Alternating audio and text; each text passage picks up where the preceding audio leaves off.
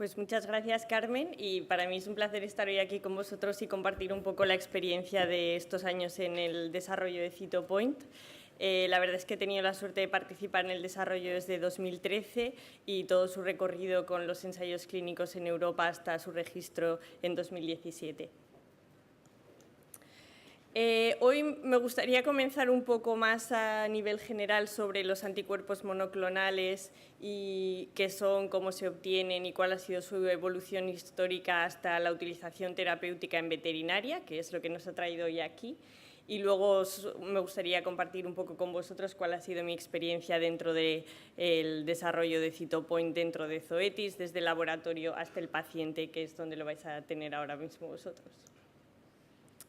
Bueno, yo creo que ya habéis atendido unas cuantas presentaciones sobre Cytopoint, sobre terapias con anticuerpos monoclonales, pero a modo de introducción, solo un pequeño recuerdo, ¿no?, para que esté todo el mundo más o menos hablando de la misma cosa. Sabéis que los anticuerpos en general son proteínas con forma de Y que son producidas por las células B maduras o células plasmáticas que se encuentran en la sangre y en otros tejidos como la linfa o el bazo y que se utilizan de forma habitual por el sistema inmunitario para defenderse de proteínas extrañas. En mamíferos hay distintos isotipos y Cytopoint y la mayoría de los anticuerpos terapéuticos son IgGs.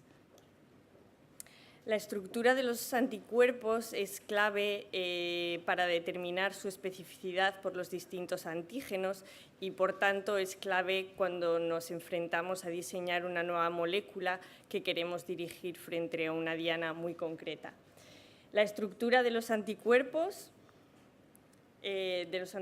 endógenos, así como de los anticuerpos diseñados para uso terapéutico, está compuesta por dos cadenas pesadas, que son estas azules más oscuras, y dos cadenas ligeras,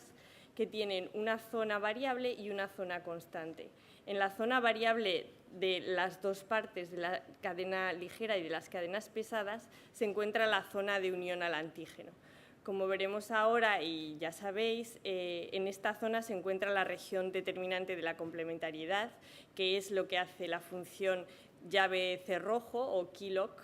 que conlleva la alta especificidad de cada anticuerpo por el antígeno que lo ha inducido y, por tanto, esto nos llevará desde el punto de vista terapéutico a unos beneficios en cuanto a seguridad fundamentalmente. Como decía, la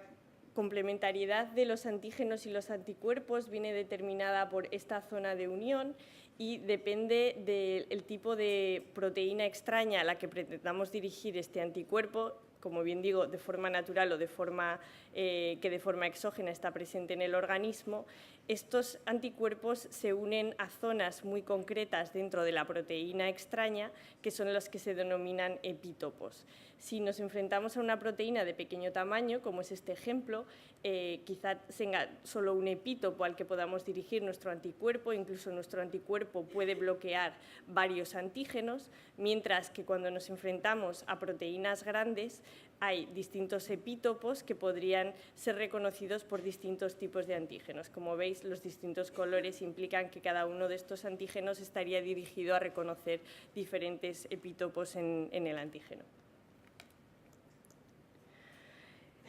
De forma natural, los organismos, tanto en animales como en humanos, generan anticuerpos para defenderse de proteínas extrañas que pueden ser exposiciones a distintos tipos de virus patogénicos, como puede ser el virus de la rabia. Y la utilización de los anticuerpos en terapéutica viene fundamentalmente a reflejar que podemos utilizar este mismo principio que se encuentra de forma innata en nuestro organismo para administrar esos anticuerpos de forma exógena y dirigirlos hacia una diana en concreta que está desequilibrada en una determinada patología o a un receptor que se expresa y que está impactando en el desarrollo de una enfermedad. Los anticuerpos tienen distintos mecanismos de acción, pueden bien bloquear la proteína extraña e impedir que ésta se una a su receptor y, por tanto, que desencadene las funciones que vendrían derivadas de la unión al receptor. puede bloquear el receptor, impidiendo así la unión de la proteína endógena que se uniría a él, o puede destruir virus o células malignas, desencadenando mecanismos de citotoxicidad por activación de complemento. El caso de Lokivedmab, como veremos luego, es el primero en el cual Lokivedmab une la interleuquina 31, que se encuentra en circulación sistémica y, como nos ha enseñado antes Antonio y se ve en el vídeo, impide su unión al receptor y, por tanto, la activación de todas las cascadas que vendrían derivadas de esta. Por tanto, como veis, los anticuerpos son un mecanismo de defensa que forma parte de nuestro sistema inmunitario de forma natural y, como veremos ahora desde un punto de vista histórico y desde hace siglos, se ha visto cuál es su potencial utilización en terapéutica, tanto como prevención como curativo. Bueno, esto pretende ser un pequeño resumen histórico de esta evaluación desde que se identificó por Jenner en el siglo XVIII que inoculando a niños o potenciales pacientes susceptibles de tener la enfermedad con el virus de la viruela bovina, estos quedaban protegidos frente a la viruela humana. Entonces, este fue el primer caso de demostración de este efecto protector de los anticuerpos, aunque todavía no se conocían estructuralmente estas moléculas. Esto llevó, como todos sabemos, a la síntesis de las primeras vacunas por Pasteur, también a finales del siglo XIX, y el primer uso terapéutico que se conoce fue por Kitasato y von Behring, a finales del siglo XIX, cuando se utilizaron suero de animales inmunizados contra la difteria para tratar la difteria en cerdos que estaban infectados y se vio su curación. Este es el primer uso de una forma muy rudimentaria, no con anticuerpos monoclonales purificados como utilizamos ahora, sino con un sérum que contendría una gran variedad de anticuerpos policlonales contra distintos antígenos en la difteria. Es solo a principios del siglo XX cuando se descubre que esta protección viene definida por los anticuerpos y que estos anticuerpos son proteínas. En los años 40, Pauling identificó que esta unión y la especificidad de estas proteínas, los anticuerpos, por las proteínas antigénicas, venía determinada por fundamentalmente por la estructura y la unión estructural de estas dos moléculas, más que por su composición química. Es solo a finales del siglo XX cuando se empiezan a sintetizar los primeros anticuerpos monoclonales en el laboratorio y veremos después cuáles fueron desde las técnicas más originales hasta cómo lo hacemos actualmente. Y a partir de entonces se empezaron a explorar posibilidades para sintetizar estos anticuerpos de forma a una escala industrial y su potencial utilización como terapias para humanos. A partir de los 90, con técnicas de ingeniería genética y técnicas de biotecnología, aprendemos a modificar estos anticuerpos que generamos de una forma más o menos rudimentaria en células y somos ya capaces de modificar genéticamente estos anticuerpos para mejorar su afinidad, para prolongar su semivida plasmática, para reducir su inmunogenicidad, y esto lleva a los primeros anticuerpos monoclonales aprobados para salud humana ya desde los 2000. No tengo una cifra muy reciente, pero hace un par de años estuve haciendo un poco una búsqueda y a nivel europeo, a través de la EMA, hay aproximadamente unos 30 anticuerpos monoclonales autorizados para salud humana.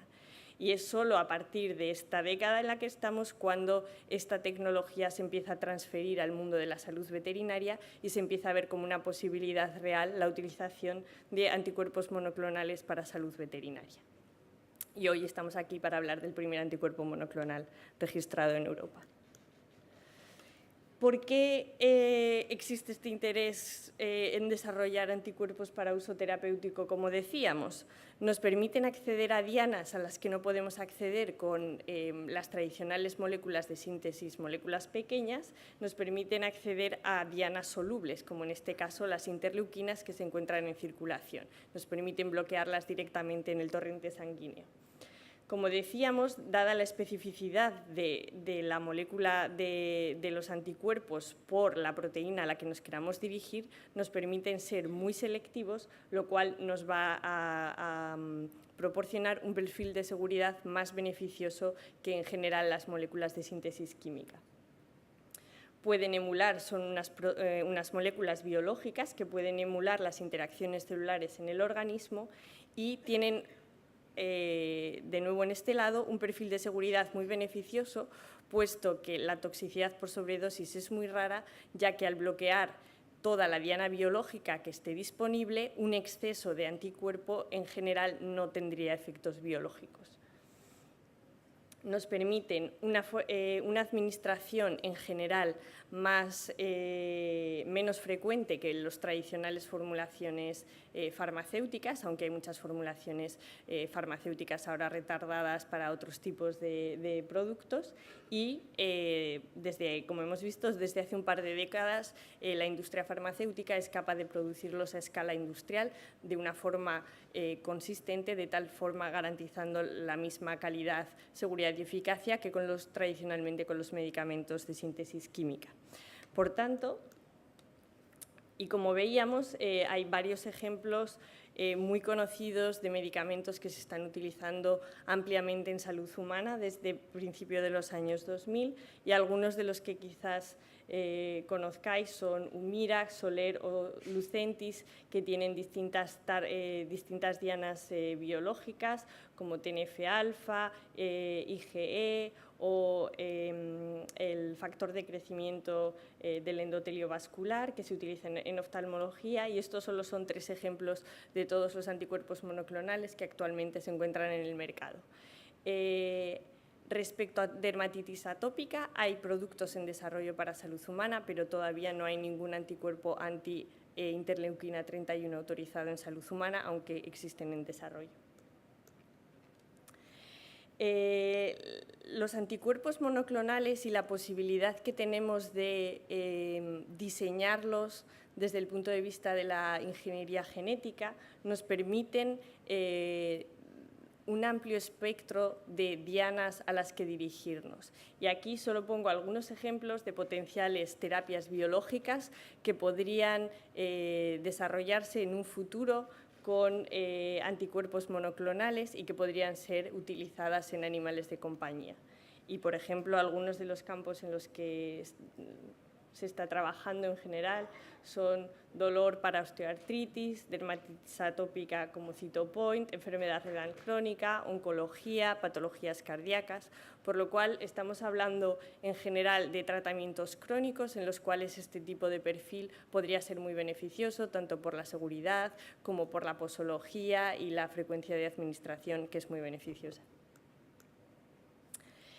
Y ahora os quería mostrar un ámbito con el que quizás estéis menos familiarizados, que es tanto cómo se obtienen los anticuerpos monoclonales en el laboratorio hasta cómo se escalan y se producen industrialmente para tener un producto como Cytopoint en el mercado. Bueno, el origen de la síntesis de los anticuerpos monoclonales comienza por la inmunización en general de ratones con la proteína diana. En este caso, por ejemplo, para Cytopoint hablaríamos de inmunizar ratones con interleuquina 31 canina. De este modo, los ratones empezarían a desarrollar anticuerpos policlonales, muchos distintos tipos de anticuerpos contra distintos epítopos de la interleuquina 31 canina, y lo que hacemos es aislar las células B del bazo o de un nódulo linfático y identificamos dentro de este pool de anticuerpos que ha producido de forma natural el ratón cuáles son aquellos que producen, que tienen unas mejores propiedades desde el punto de vista de la afinidad, la potencia y otras propiedades farmacocinéticas y farmacológicas que evaluamos. Una vez que se han identificado aquellos anticuerpos que tienen unas propiedades más favorables para continuar el desarrollo, se identifica cuáles son las secuencias de ADN que codifican para ese anticuerpo monoclonal y ahora veremos se especia el anticuerpo. Es decir, como el anticuerpo se ha producido en el ratón, es un anticuerpo murino. Como ese anticuerpo va a ser inyectado en la especie diana, que en este caso es el perro, tenemos que intentar que sea lo menos inmunogénico posible. Para ello, modificamos la estructura del aminoácido y reducimos, como vamos a ver ahora, la mayor parte de la molécula la convertimos en canina y dejamos solo la parte que determina la afinidad, que ha sido sintetizada naturalmente por el ratón, la dejamos de la forma murina. De esta forma, la inmunogenicidad de estos anticuerpos especiados es mucho menor de lo que sería si inyectásemos anticuerpos murinos. Estas secuencias se optimizan, como decíamos antes, para incrementar la afinidad, incrementar la semivida, disminuir la inmunogenicidad, estimular ciertos cambios en la función biológica y, finalmente, hacemos un proceso de cribado. Y empezamos a crear nuestras propias células, nuestra propia línea celular transformada, a partir de la cual fabricaremos el anticuerpo monoclonal de una forma constante y con carácter industrial. Entonces, una vez que hemos seleccionado la secuencia de DNA que va a codificar para el anticuerpo con las mejores propiedades, se transfiere por electroforesis, en nuestro caso, y es una plataforma muy utilizada en biotecnología, se transfiere en este caso son fibroblastos de células de ovario de hámster chino, es una plataforma de una línea celular que está muy establecida, también hay otros modelos que utilizan E. coli para producir los anticuerpos monoclonales, y entonces producimos unas células CHO modificadas que nos van a dar lugar a un gran número de colonias. Estas colonias se cultivan hasta adquirir cierto volumen y se seleccionan los clones que tienen, de nuevo, mejores propiedades de estabilidad, que no tienen inestabilidad genética, que con las distintas generaciones se sigue manteniendo la secuencia y el número de copias sin modificar y que siguen dando lugar al anticuerpo con una cantidad de miligramos por litro que es aceptable desde el punto de vista industrial y que sigue teniendo las propiedades deseadas desde el punto de vista farmacológico y farmacocinético. Una vez que se han seleccionado los clones, esto es, digamos, se establecen los bancos celulares que van a dar lugar a toda la vida útil del producto. Se establecen 3 series de bancos celulares y a partir de estos tenemos un prebanco maestro de células, un banco maestro de células y unos bancos de trabajo, que son distintos stocks de alícuotas de estas células y que, como veremos, se van descongelando y se van cultivando para producir los distintos lotes del producto. Como comentábamos antes, la forma en la que se generan originariamente los anticuerpos monoclonales es mediante la inmunización de forma habitual en especies menores como roedores. Por tanto, el primer anticuerpo que obtenemos sería una estructura completamente de origen murino. A través de ingeniería genética, somos capaces de cambiar la región constante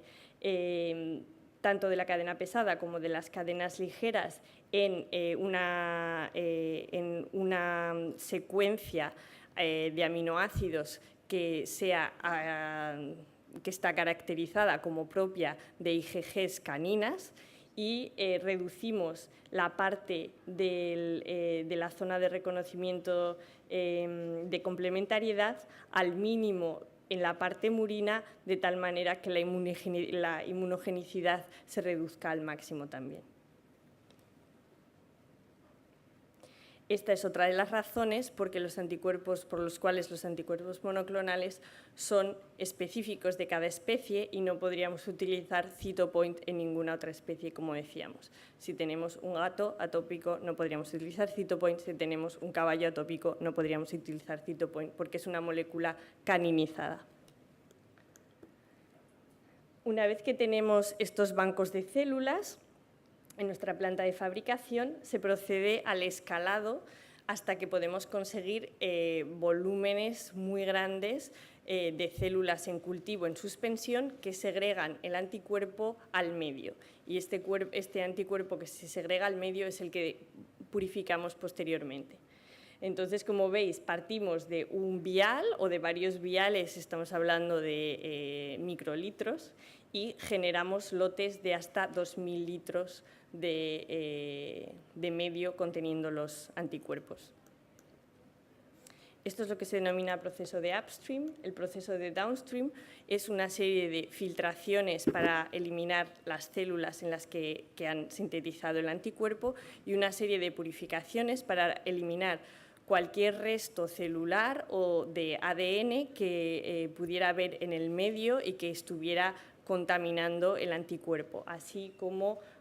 minimizar cualquier potencial contaminación biológica durante el procedimiento de fabricación hasta que logramos obtener el anticuerpo monoclonal muy altamente purificado. Y aquí os he puesto simplemente una imagen de una de nuestras plantas de fabricación para que os hagáis una idea, y fundamentalmente son bioreactores de distintos tamaños y distintas escalas, todos conectados de una forma aséptica a través de las cuales se introducen los distintos medios de cultivo, los distintos feeds, los distintos elementos trazas, glucosa, oxígeno, se mantienen unas condiciones de aireación y de agitación muy concretas y precisas, unos cambios de temperatura muy precisos, y se procede a los distintos fases de cultivo hasta que logramos el volumen necesario de anticuerpo. Por último, después de esta fase, tendríamos un anticuerpo monoclonal concentrado al cual añadimos una mezcla de excipientes que nos van a proporcionar tanto la compatibilidad fisiológica para su administración subcutánea como la estabilidad del producto durante 2 años de vida, que es la caducidad que tiene Cytopoint. Es un producto final estéril, no tiene conservantes, como decíamos antes, de tal manera que una vez que rompemos el tapón del vial con una aguja, deja de ser estéril, por lo cual no podemos garantizar su esterilidad e inocuidad para la administración parenteral, salvo que sea de uso inmediato. Y por eso son viales de uso único. Y esta es una imagen de la planta de fabricación de producto terminado. Como os decía, es un producto estéril, por lo cual se fabrica en unidades asépticas también. Y bueno, esto no sé si habéis visto alguna vez, pero bueno, estas son, digamos, las ventanas a través de las cuales los trabajadores introducen los brazos para manipular todo el tipo de material. Y esto sería el proceso de llenado de los viales y cerrado de los viales para su posterior etiquetado. Bueno, esto, como decía, podría aplicar a cualquier anticuerpo monoclonal, no solamente a Cytopoint, y ahora quería compartir con vosotros un poco más. Habéis visto la parte final con toda la explicación que ha dado Antonio y el uso clínico que Micaela ya ha hecho del producto. Y entonces vamos un poco más atrás en la historia y qué ha tenido que...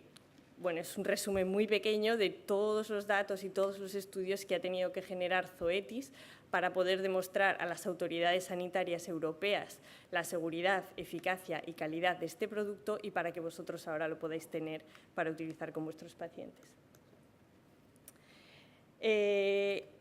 Aquí me gustaría enfatizar que todo el desarrollo de Cytopoint ha sido un desarrollo completamente interno. Todo el desarrollo se ha llevado a cabo por científicos de Zoetis dentro de Zoetis. Solo los ensayos de campo se han realizado con investigadores en distintos países de la Unión Europea. Es el primer anticuerpo monoclonal autorizado en Europa para uso veterinario, es el primero de una clase terapéutica, es un nuevo mecanismo de acción y es una nueva tecnología, por lo cual estamos en una posición privilegiada hoy poder presentaros este producto que realmente va a suponer un cambio en la era de la terapéutica en veterinaria. ¿Qué es lo que deseaba Zoetis cuando decidió diseñar un anticuerpo monoclonal para uso en dermatitis atópica canina? ¿Qué era el perfil de producto que Zoetis tenía en mente cuando quiso diseñar este producto? Zoetis quería diseñar una nueva terapia para perros atópicos que no fuese una terapia farmacológica tradicional, porque en aquel momento Apoquel estaba también en desarrollo, que no fuese un corticoide, y queríamos probar la hipótesis de que, dirigiéndonos frente a una sola citoquina, íbamos a ser capaces de controlar las manifestaciones clínicas de la enfermedad.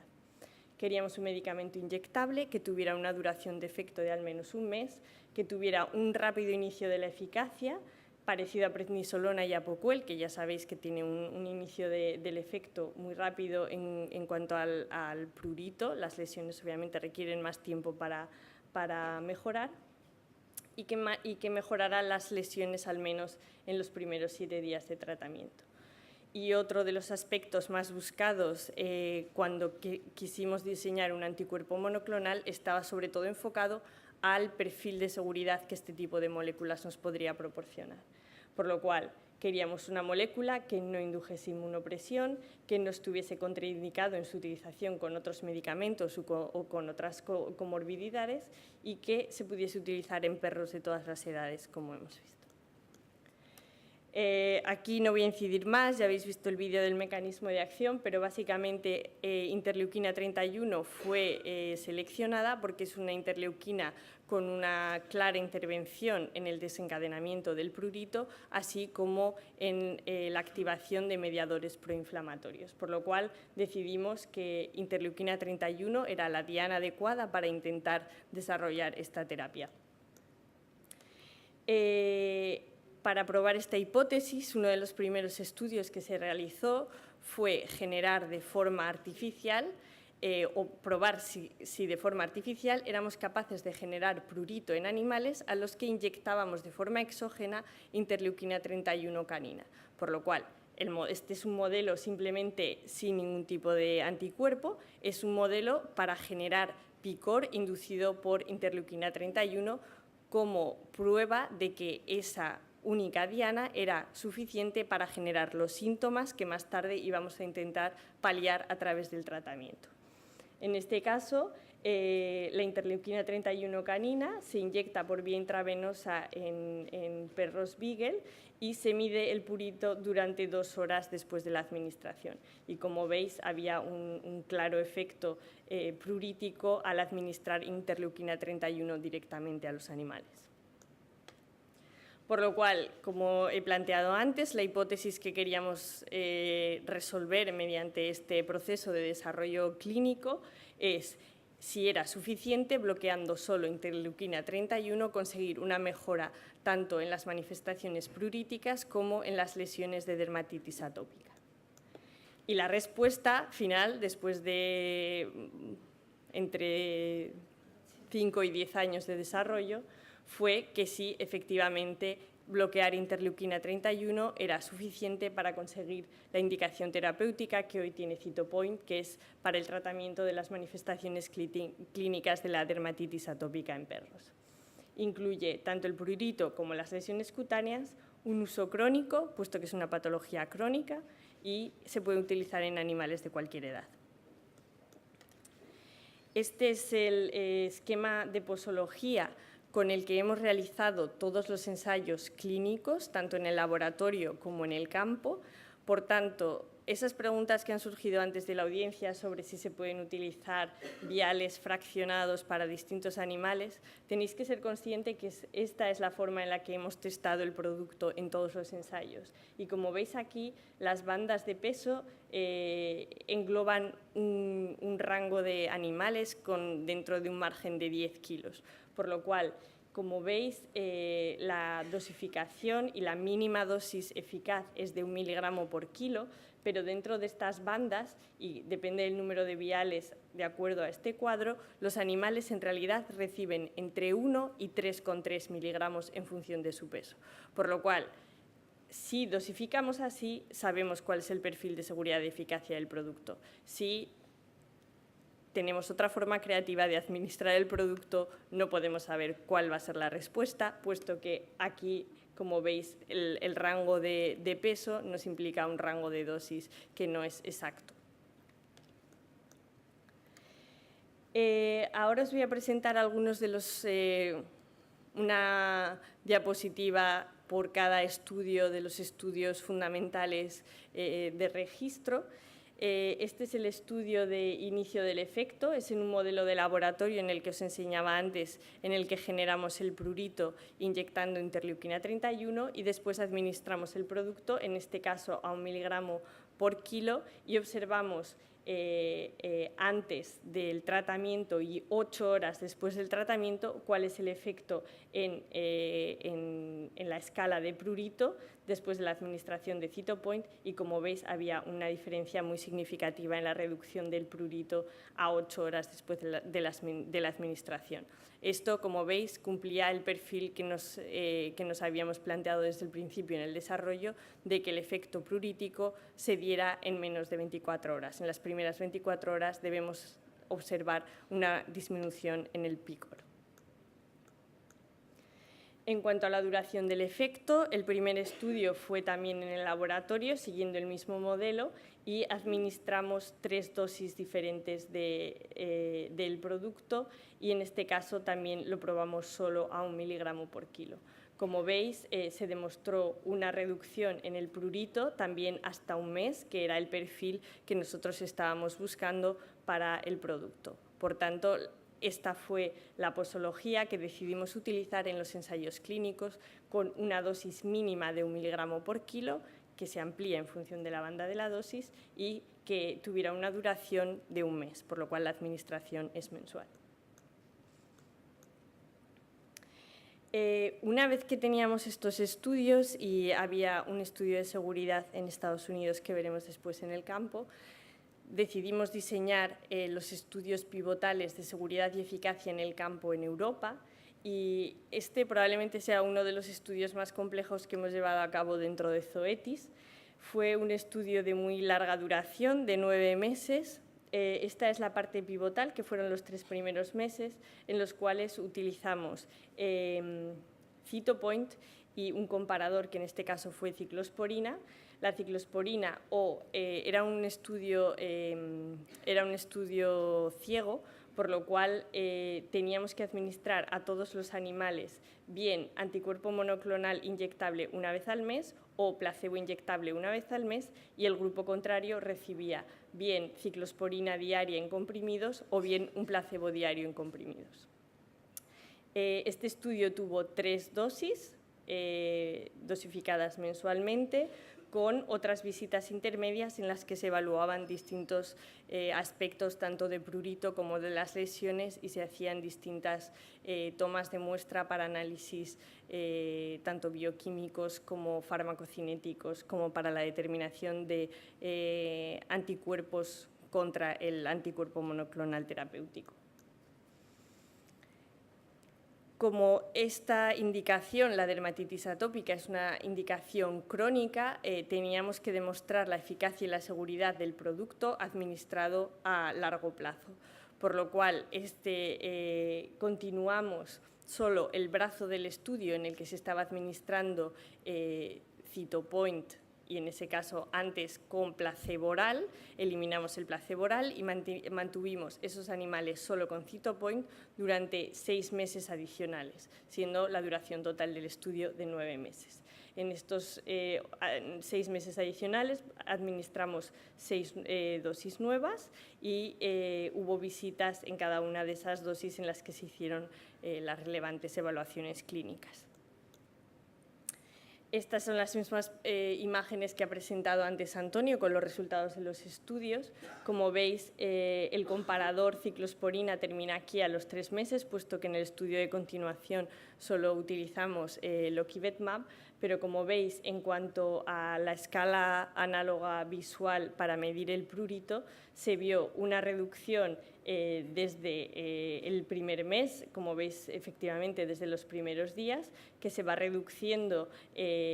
durante los primeros meses de tratamiento y que se estabiliza a largo plazo manteniendo los niveles por debajo de la normalidad que está considerado el 2, por lo cual una respuesta muy positiva y muy potente de la eficacia a largo plazo del producto. Eso era en cuanto a prurito. En cuanto a las lesiones, vimos un comportamiento muy parecido. Tiene una eficacia muy similar a la ciclosporina durante estos primeros 3 meses y conseguimos que se reduzca y se mantenga de forma estable durante al menos los otros 6 meses de tratamiento que continuamos. Por lo cual, actúa rápido y dura. Es un producto que, neutralizando solo interleuquina 31, consiguió tener estos efectos antipruríticos y antiinflamatorios sobre las lesiones que estábamos buscando. En cuanto al perfil de seguridad, como estábamos hablando antes, llevamos a cabo varios estudios. Estos son los estudios de campo. Un estudio en Estados Unidos con solo 2 inyecciones, en el que se permitió el uso de distinta medicación de forma concomitante, y el estudio europeo que se acabó de presentar con 2 brazos, uno de 3 y otro de 6 meses adicionales. Por lo cual, en las condiciones de registro actuales en Europa, de una dosis mínima de 1 miligramo por kilo y una dosificación mensual, el perfil de seguridad es muy positivo, ya que no pudimos atribuir ningún efecto adverso durante todo este programa de eficacia que estuviera relacionado con el producto. Además del programa clínico, tuvimos 2 estudios fundamentales de laboratorio de seguridad. Uno en el que, como decía Antonio antes, administramos Lokivetmab a 10 miligramos por kilo, que es hasta 10 veces la dosis recomendada, durante 7 meses, en los cuales no observamos ningún efecto adverso que estuviera relacionado con el producto, y realizamos un estudio de interferencia inmunológica en el cual también administramos el producto hasta 10 miligramos por kilo, en el cual vimos que no hay ninguna afectación de la función de la respuesta inmunitaria, ni mediada por células T ni mediada por células B. Bueno, aquí concluimos de una forma muy rápida cuál ha sido el proceso de desarrollo del producto, y una vez que tenemos todos estos datos generados, tanto desde el punto de vista clínico como desde el punto de vista de fabricación, de todo el proceso de desarrollo del producto, y hemos establecido una calidad definida para ese producto, que viene definida por una serie de test analíticos que se miden al final de la fabricación del producto y tienen que cumplir unos parámetros. Nos dirigimos a las autoridades regulatorias europeas para presentarles esos datos, proceder a su evaluación y finalmente obtener la licencia del producto. Cuando empezamos con el registro de Cytopoint se planteaba una cuestión que normalmente cuando queremos registrar un producto existe una regulación muy definida a nivel europeo, que es una regulación comunitaria. Existen guías europeas editadas por los expertos de la EMA y existen guías internacionales que son emitidas por la Conferencia Internacional de Armonización Veterinaria. En este caso, la ciencia iba por delante de la legislación, y mientras en salud humana los productos biofarmacéuticos están muy específicamente regulados y hay guías que describen cómo deberían qué datos deberían generarse y cómo deberían registrarse, para salud veterinaria ahora mismo todos los requerimientos legales y científicos a nivel europeo estaban definidos exclusivamente bien para vacunas o para medicamentos farmacológicos tradicionales basados en moléculas pequeñas. Por lo cual, ni nosotros ni las autoridades sanitarias teníamos nada muy tangible sobre lo que basarnos para el desarrollo, por lo cual desde Zoetis nos basamos en nuestra experiencia científica y en nuestra experiencia regulatoria ganada a través de distintos procesos regulatorios, tanto veterinarios como humanos, en parte del equipo, y desde el punto de vista de las autoridades lo mismo. Las autoridades que evaluaron el producto, como veremos a través del procedimiento centralizado, también tuvieron que utilizar distinto expertise interno para poder evaluar esta molécula tan novedosa para ellos.